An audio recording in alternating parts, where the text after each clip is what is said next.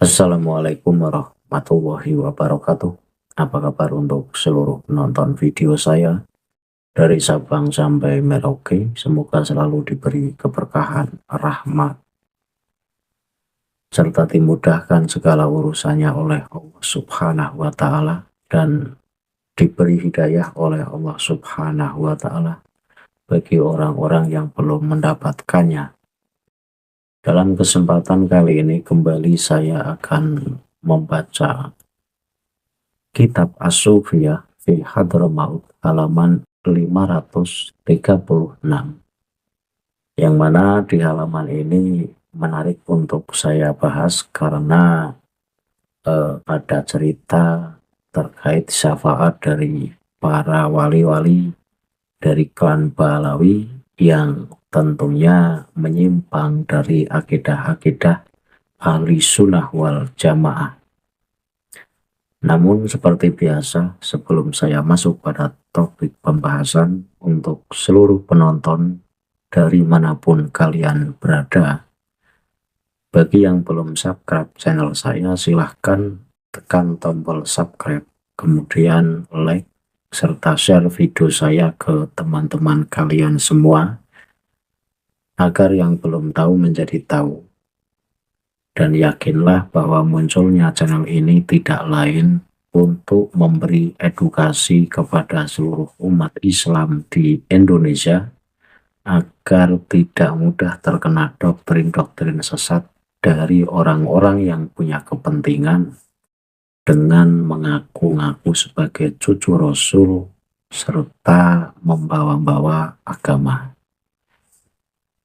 Dan untuk seluruh penonton semua, mohon maaf jika komentar-komentar kalian tidak bisa saya respon satu persatu, tetapi untuk semuanya, untuk seluruh penonton setia dari video-video saya ucapkan terima kasih yang sebanyak-banyaknya. Dengan demikian berarti Anda ikut berkontribusi atas tersebarnya video yang mencerdaskan ini. Saya langsung masuk pada Kitab As-Sufiyah fi Hadramaut, karya dari Amin bin Ahmad bin Abdullah As-Sakti, di halaman 536. Tetapi sebelum saya membaca, topik yang akan saya bahas ini terkait syafaat, bahwa diyakini oleh seluruh umat muslim bahwa Rasulullah adalah Nabi yang nantinya akan memberi syafaat kita semua. Tetapi untuk pemahaman ahli sunnah wal jamaah bahwa syarat-syarat mendapat syafaat itu ada 3, yaitu yang pertama adalah Allah memberi izin pada seseorang untuk menolong orang lain. Kemudian yang kedua, Allah memberi izin bagi yang ingin ditolong untuk bisa mendapatkan pertolongan. Dan yang ketiga, yang ditolong haruslah dari kalangan orang-orang yang beriman, sekecil apapun imannya. Adapun orang kafir, mereka tidak akan mendapatkan pertolongan atau syafaat sama sekali. Jadi yang akan saya garis bawahi adalah bahwa orang kafir ini menurut pemahaman ahli sunnah wal jamaah ini tidak bisa mendapat syafaat, baik itu syafaat dari Nabi Muhammad maupun syafaat dari para wali atau dari orang-orang mukmin. Karena pada dasarnya syafaat yang hanya bisa dilakukan oleh Nabi Muhammad adalah syafaat yang kubro. Kalau syafaat kubro memang yang diberi mandat oleh Allah Subhanahu wa Ta'ala untuk mensyafaati seluruh umat di alam semesta ini, Nabi Muhammad. Tetapi untuk syafaat yang suhro ini, atau syafaat yang kecil-kecilan ini, para wali-wali Allah atau orang-orang yang taat kepada Allah pun bisa memberi syafaat terhadap orang lain. Tetapi ya dengan catatan 3 tadi harus memenuhi 3 syarat yang sudah saya sebutkan di atas. Tetapi berbeda dengan para wali-wali dari klan Pahlawi. Ini menarik untuk saya bahas. Saya langsung masuk di halaman 536 kitab As-Sufya fi Hadramaut. Saya baca teksnya dan teksnya saya tampilkan seperti biasa agar penonton bisa ikut menyimak sehingga kita sama-sama ikut mengkaji dari apa yang dipaparkan di kitab ini. Wa qala Syekhu Ibnu Abdillahil Idrus warwiya ani Syekhi Ibrahima ibni Syekhi Abdirrahman wa nafa'a bihi qala li asy-Syaikhu al-Jalil wal qudwatu wasyahir Abu Bakar ibn Syekh Abdurrahman wa nafa'a bihi asyhadu anni walidi a'ta alal awliya minas syafa'ati mislama a'ta minha Muhammadun sallallahu alaihi wasallam alal anbiya sholawatullahi alaihim ajmain fa innahu akhraja minan nar kullu man dakhalaha min ahli tarim dzalika kasfan minhu. Jadi bahwa Syekh bin Abdullah al-Idrus berkata, diriwayatkan dari Syekh Ibrahim bin Syekh Abdurrahman, beliau berkata, Syekh Agung atau Syekh Akbar dan panutan yang masyhur Abu Bakar bin Syekh Abdurrahman ini berkata kepadaku, aku bersaksi atas namaku sendiri bahwa ayahku telah memberikan syafaat atas para wali sebagaimana memberikan syafaatnya Nabi Muhammad Shallallahu Alaihi Wasallam atas para nabi. Semoga selawat dan salam dilimpahkan kepada mereka semua. Kemudian dia mengeluarkan semua orang yang telah masuk neraka, yaitu orang-orang tarim. Jadi ini ada sebuah cerita diceritakan lagi, kemudian diceritakan lagi. Jadi Syekh Akbar yang merupakan panutan yang masyhur Abu Bakar bin Syekh Abdurrahman ini berkata, perkataannya gimana? Bahwa aku bersaksi atas namaku sendiri bahwa ayahku, ini berarti ayah dari Syekh Abu Bakar bin Syekh Abdurrahman, ini ayahnya mampu memberi syafaat seperti halnya syafaat yang diberikan oleh Allah kepada para wali-walinya Allah, yang mana syafaat ini seperti syafaat yang Allah berikan kepada Nabi Muhammad atas para nabi-nabi lainnya. Artinya apa? Artinya bahwa bapaknya Syekh Abu Bakar bin Syekh Abdurrahman ini diberi wahyu untuk mensyafaati orang lain dibandingkan dengan wali-wali lainnya. Artinya derajatnya bapaknya Syekh Abu Bakar bin Syekh Abdurrahman ini walinya para wali, bisa memberi syafaat seperti halnya Nabi Muhammad memberi syafaat kepada seluruh umat muslim. Kemudian bahwa bapaknya Syekh Abu Bakar bin Syekh Abdurrahman ini mengeluarkan semua orang yang telah masuk neraka, yaitu orang-orang dari Tarim. Ini tentu keramat ini keramat. Jadi memberi syafaat sekaligus mampu mengeluarkan seluruh orang-orang Tarim yang masuk neraka. Maka enak jadi orang Tarim. Kalau menurut cerita ini enak. Jadi orang Tarim ini berarti pasti masuk surga karena nanti akan disyafaati oleh ayahnya Syekh Abu Bakar bin Syekh Abdurrahman.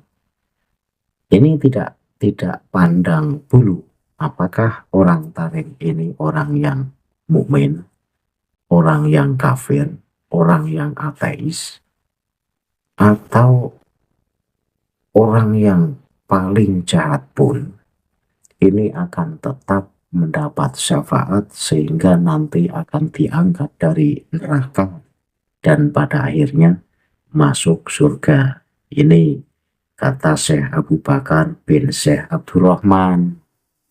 Nah, Syekh Abu Bakar ini lagi menceritakan kehebatan ayahnya, tetapi ayahnya siapa saya tidak tahu.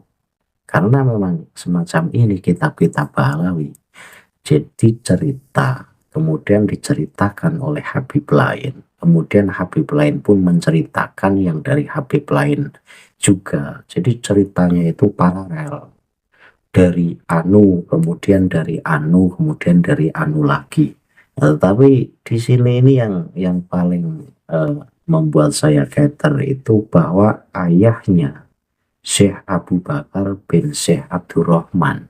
Lah ayahnya siapa? Yang mampu memberi syafaat kepada seluruh umat muslim, terkhusus untuk penduduk Tarim yang nanti semuanya akan diangkat dari neraka. Tentu pernyataan ini bertentangan dengan akidah-akidah ahli sunnah wal jamaah, karena ahli sunnah wal jamaah ini sepakat bahwa orang-orang yang mendapat syafaat, entah itu syafaat dari Nabi Muhammad, yaitu syafaat kubro, atau syafaat dari para walinya Allah, atau dari orang-orang mukmin, ini syaratnya harus muslim atau mukmin. Jadi orang harus Islam, orang itu harus beriman. Nah, kalau orang kafir ini tidak bisa mendapat syafaat, baik syafaat kubro maupun syafaat yang suhro. Tetapi untuk para wali dari klan Pahlawi ini luar biasa, mampu memberi syafaat tidak pandang bulu apakah yang akan disyafaati itu orang mukmin atau orang kafir. Lah, untuk penonton bisa disimpulkan apakah pernyataan dari cerita ini menyimpang atau tidak.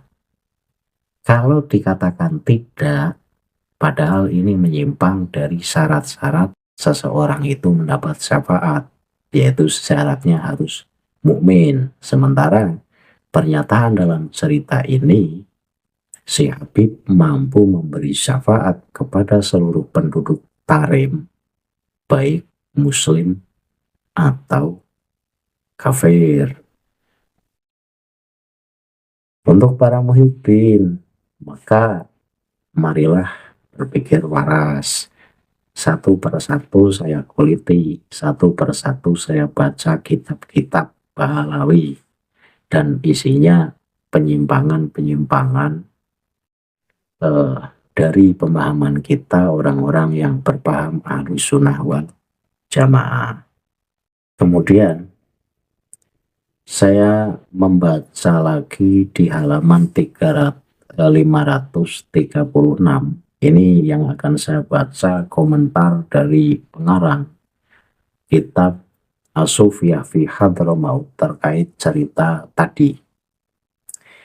Wa hadha nasu fihi raf'u manzilati awliyaihim fi syafa'ati wa ja'luha fi manzilati nabi wa kadha raf'u manzilati awliyaihim ala baqiyati awliyai sufiyati wa khairihim wa da'wat tasarrufi fi umuril akhirah haitsu yaz'amuna anna awliyahum yukhrijuna minan nar jami'a ahli tarim mu'minihim wa kafirihim al-muwahhadi minhum wal musyrik hakadha balahu bihim al-ghulu wal inhiraf an dinillah jalla wa ala wala khawla wala quwata illa billah. Teks ini mengangkat derajat para wali mereka dalam hal memberi syafaat dan menyamakan derajat mereka dengan derajat Nabi. Ia meninggikan derajat para wali mereka di atas para wali lainnya, para sufi, dan yang lainnya, dan meninggikan klaim mereka untuk mengatur urusan akhirat. Sebagaimana mereka mendakwa para wali mereka akan mengeluarkan semua penduduk tarim, baik yang beriman maupun yang tidak beriman, penganut tauhid maupun yang musyrik, dari api neraka. Demikianlah mereka telah bertindak sewenang-wenang dan menyimpang dari agama Allah Subhanahu wa Ta'ala. Ini komentar dari Amin bin Ahmad bin Abdullah As-Sa'di terkait cerita di atas bahwa ada Habib yang mampu memberi syafaat untuk seluruh penduduk tarim, baik mukmin atau kafir, baik yang bertauhid maupun yang musyrik. Tentu cerita di atas itu adalah cerita yang menyimpang karena keluar dari syarat-syarat yang sudah ditentukan, bahwa syarat orang yang mendapat syafaat itu harus beriman. Sementara Habib dalam cerita itu bisa memberi syafaat tanpa pandang bulu. Inilah hebatnya, istimewanya para wali dari klan Pahlawi. Ya, hebat ngawurnya dan hebat khurafatnya tentu. Masih disebut sebagai cucu rasul, kebangetan. Karena apa? Lah ini acaranya menyimpang seenaknya. Maka saya tunjukkan satu persatu pernyataan dari cerita-cerita Habib Pahlawi ini, isinya penyimpangan, dan penyimpangan. Nah, cerita di atas, cerita Habib yang bisa memberi syafaat kepada seluruh penduduk tarim, ini ada dalam kitab Aqdun Nabawi halaman 365 juz 1. Satu itu yang saya kritisi. Saya baca lagi, masih di halaman 536 kitab As-Sufiyah fi Hadramaut. Wa kata jalu syafa'ata awliyaihim yaumal qiyamah limuhibbihim wa hadhihi da'watun minhum limahabbati awliyaihim alama indahum minal inhirab wa tarwiji hadhil fadilah indan nas lita'alluqi bihim liyanalu hadhihi syafa'at al-mas'umah. Dan mereka pun menjadikan syafaat kepada para wali mereka pada hari kiamat untuk para cinta mereka. Hal ini merupakan seruan mereka agar mencintai para wali mereka meskipun mereka menyimpang, dan agar mereka menjadikan keutamaan ini di tengah masyarakat agar mereka tetap berpegang teguh kepada mereka sehingga mereka memperoleh syafaat yang mereka sangka itu. Ini masih komentar dari pengarang kitab As-Sufiyah fi Hadramaut. Artinya bahwa Habib-Habib Pahlawi ini mampu memberi syafaat kepada para muhibbinnya. Ya maka wajar ketika Habib-Habib yang ada di Indonesia ini pun gembar-gembor bahwa muhibbin itu dijamin nanti mendapat syafaat dari para Habib. Kemudian mereka berseru agar seluruh muhibbin ini senantiasa mencintai para wali-walinya, yaitu para habib-habib Ba'alawi. Tujuannya apa? Tujuannya agar mereka ini tidak berpaling, agar selalu mengikuti ajaran-ajaran mereka, walaupun sudah nyata-nyata bahwa ajaran mereka itu ajaran yang sesat serta menyesatkan. Kita lihat di Indonesia, Habib-habib di Indonesia ini kan getol menggembar-gemborkan bahwa muhibbin nanti dijamin mendapat syafaat dari para wali-wali mereka, atau bahkan dari habib-habib mereka.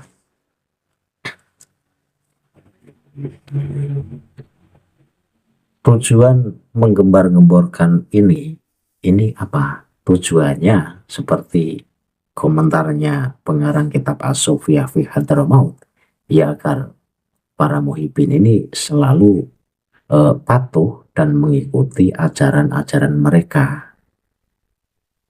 Jadi itu trik dan cara untuk merekrut sebanyak-banyaknya muhibbin, mencari masa sebanyak-banyaknya, walaupun sudah nyata-nyata ajaran yang mereka ajarkan itu sesat. Saya kira memang tidak peduli sesat atau tidaknya, yang penting dapat banyak muhibbin, dapat banyak masa. Kemudian saya baca lagi, faqad jaa fi manaqibi Muhammad ibn al-Ma'rufi bi muqaddami turbati qasmin anna jamal lail qala lama mata Muhammadu nu Ahmad urtufi'a an turbatihi al-adabu wa annahu yasfa'u li jami'i ahli mahabbatihi. Disebutkan dalam manaqib Muhammad bin al-Ma'ruf yang dikenal sebagai pemimpin makam Qasam, bahwa Jamalul Lail berkata, ketika Muhammad bin Ahmad meninggal, diangkatlah siksa dari makamnya dan ia memberikan syafaat bagi semua orang yang mencintai. Ini cerita ini termaktub dalam kitab Masra'ur Rawi halaman 174 dalam juz 1. Jadi lagi-lagi kitab-kitab Ba'alawi menceritakan keanehan-keanehan yang luar biasa. Jadi Muhammad bin Ahmad ini pada saat meninggal itu bangun dari kuburnya, kemudian memberi syafaat untuk seluruh orang yang mencintainya. Berarti Muhammad bin Ahmad ini mampu memberi syafaat, mampu menghapus siksa untuk seluruh para muhibbinnya. Ya maka wajar ketika orang sudah jadi muhibbinnya Habib ini untuk melepaskan diri dari jeratan dari doktrin-doktrin Habib Ba'alawi ini susah, karena sudah kenyang dengan doktrin-doktrin yang luar biasa. Ini contohnya bahwa dikatakan Habib Muhammad bin Ahmad ketika meninggal ini bangun dari kuburnya, kemudian mampu menghapus siksa serta mampu memberi syafaat untuk seluruh muhibbinnya. Ya penonton dipikir dengan otak yang waras, orang yang sudah mati kemudian bangun dari kuburnya, kemudian mampu menghapus dosa-dosa serta mampu memberi syafaat untuk seluruh muhibbinnya. Kok enak banget, cukup menjadi muhibbin dari Habib Ba'alawi kita pasti mendapat syafaat serta siksanya itu dicabut oleh Allah Subhanahu wa Ta'ala. Emang Habib Ba'alawi itu siapa sih sehingga berani gembar-gembor atau berani mengatakan bahwa muhibbin ini jaminan mendapat syafaat dan jaminan siksanya dihapus. Rasulullah yang Nabi paling mulia saja tidak berani mengatakan semacam ini. Bahkan Rasulullah yang notabene sebagai Rasul yang kelak mampu memberi syafaat kubro kepada seluruh umat di dunia ini pun atas izin dari Allah Subhanahu wa Ta'ala, tidak semena-mena. Tetapi Habib Ba'alawi ini dengan entengnya, dengan seenaknya berkata, cukup menjadi muhibbin, ini pasti mendapat syafaat dan siksanya nanti dihapus. Enak banget.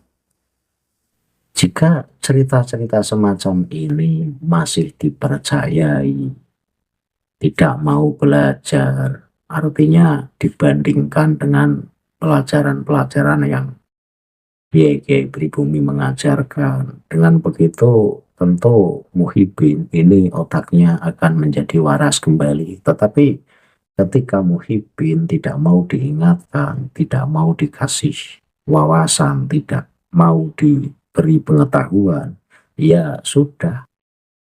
Jadi terkena doktrin selamanya. Ya, orang yang sudah terkena doktrin itu akan selalu menganggap benar setiap ucapan yang keluar dari junjungannya. Terus akan selalu menganggap salah setiap apa yang keluar dari orang lain. Nah, kalau sudah semacam itu, berarti susah untuk disembuhkan dari penyakit kronisnya. Saya baca lagi. Wa min khirafatihim da'wa anna syafa'ata masyayihim tata'atta lil qabail al-hadramiyah.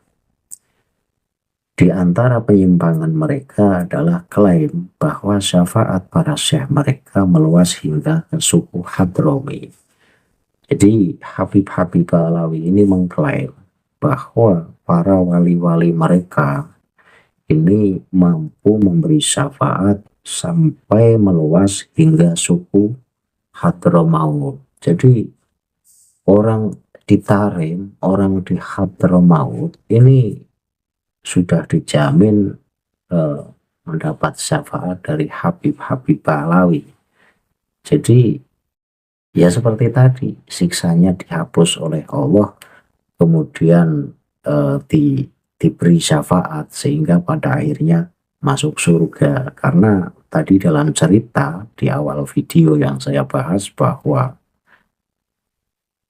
Habib, salah satu Habib ini mengangkat seluruh orang-orang Tarim yang sudah masuk di neraka, kemudian diangkat dari neraka dan pada akhirnya masuk ke surga. Jadi kalau saya pikir ini Habib-Habib Ba'alawi ini panitia akhirat, jadi bisa mengatur akhirat, jadi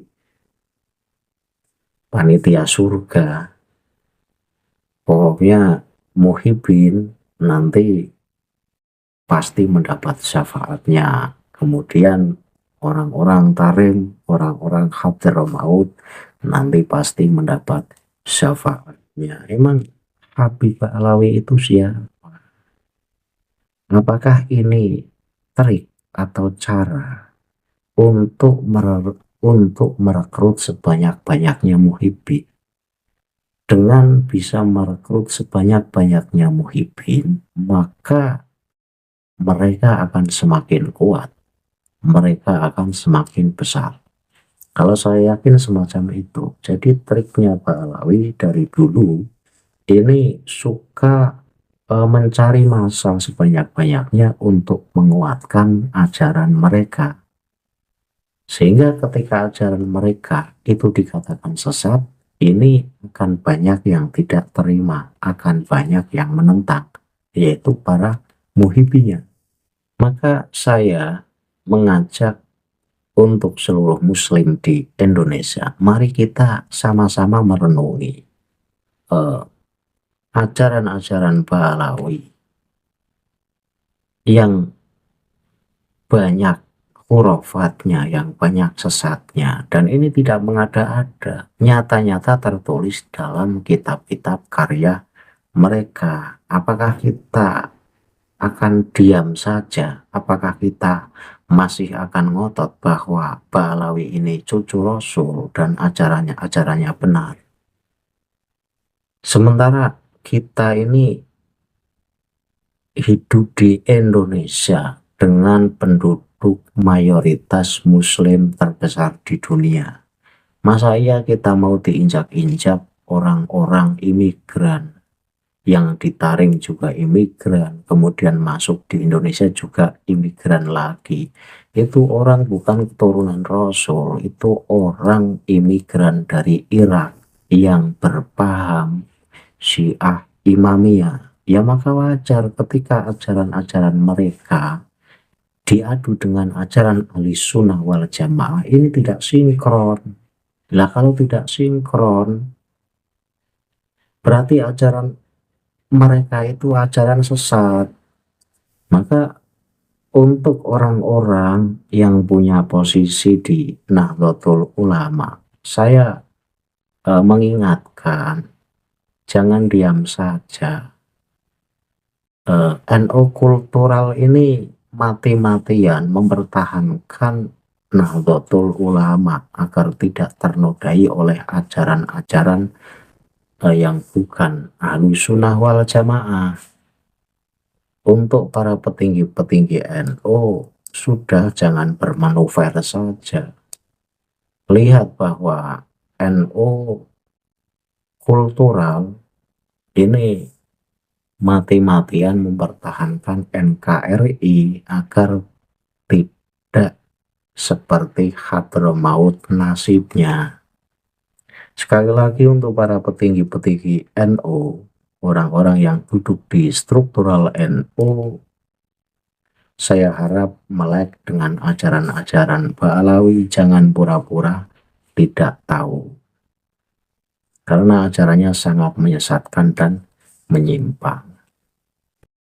Ini saya cukupkan jadi membaca satu halaman saja.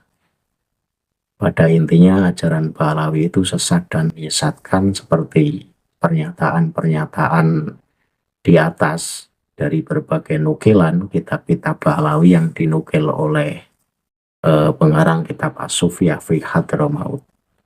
Saya akhiri billahi taufiq wal hidayah. Wassalamualaikum warahmatullahi wabarakatuh. Salam waras untuk seluruh muslim di Indonesia.